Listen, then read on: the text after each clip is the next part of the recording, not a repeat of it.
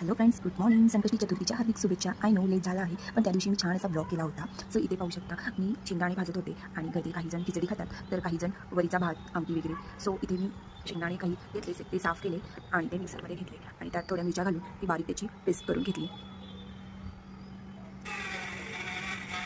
So paste कशी अशी झाली म्हणून त्यात मी थोडंसं पाणी घालून त्याला अजून थोडंसं बारीक करून घेतलं, अगदी बारीक असं. सो पेस्टची कन्सिस्टन्सी काही अशी झाली आणि मला शेंगदाण्याची आमटी करायची होती. सो मला अशीच पेस्ट हवी होती. इथे मी थोडंसं तेल घातलं आणि तेल तापल्यावर त्यात 1 चमचा जिरे घातले आणि ते छान तडतडून घेतले. जिरे तडतडल्यावर ही आपल्याला पेस्ट त्यात घालायची आहे.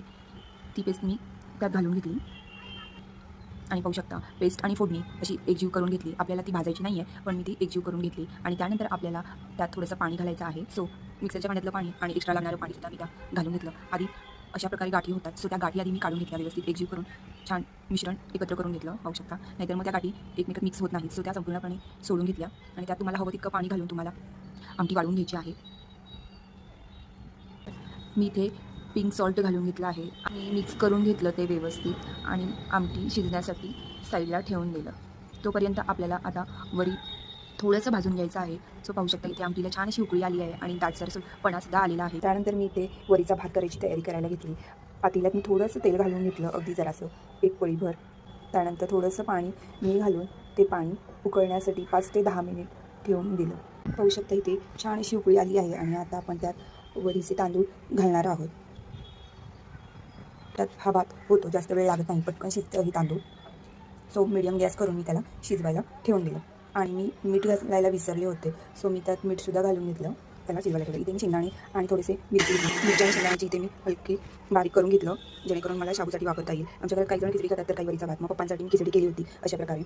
आणि हा मी वरीचा भात आणि तांदूळ मस्त तारक मेहता बघत छान असं एन्जॉय केलं. सो तुम्ही काय खाल्लं संकष्टीला मला नक्की कमेंट करून सांगा. सो चला पाहू कसं झालं ते. भात आणि आमटी अगदी छान झाली होती. सो इथे रात्रीच्या जेवणाची तयारी करत होतो. मम्मीने मस्तपैकी मोदकासाठी पीठ मळून दिला मला आणि इथे मी भाताची तयारी करत होती. आले लसूण आणि कोथिंबीरची पेस्ट करून घेतली. तोपर्यंत इथे मी ग्रीन टी पिली होती.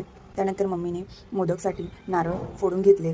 त्यानंतर मी इथे भाताची तयारी करायला घेतली होती. कुकरमध्ये थोडंसं तेल घालून घेतलं, त्यामध्ये जिरे घातले, ते तडतडून घेतले. त्यानंतर मी त्यात तांदूळ घातले आणि जी आपण पेस्ट केली होती आलं लसूण कोथिंबीरची, ते मी या खलबत्त्यामध्ये बारीक करून घेतली होती. सो ते पेस्ट घालून मी संपूर्ण तांदूळ वगैरे एकजीव करून छान असं भाजून घेतलं आणि त्यानंतर आपल्याला बाकीचे जिन्नस घालायचे आहेत.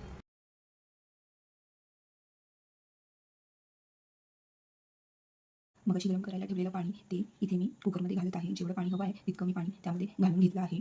मीठ घातलं, जेवढं मसाला तांदूळ पाणी वगैरे मिक्स करून घेतलं आणि कुकर लावून त्याला 2 शिट्ट्या व्यवस्थित अशा काढून घेतल्या. अगदी 5 ते 10 मिनिटात भात रेडी झाला आणि एकदम सुंदर असा भात तयार झालेला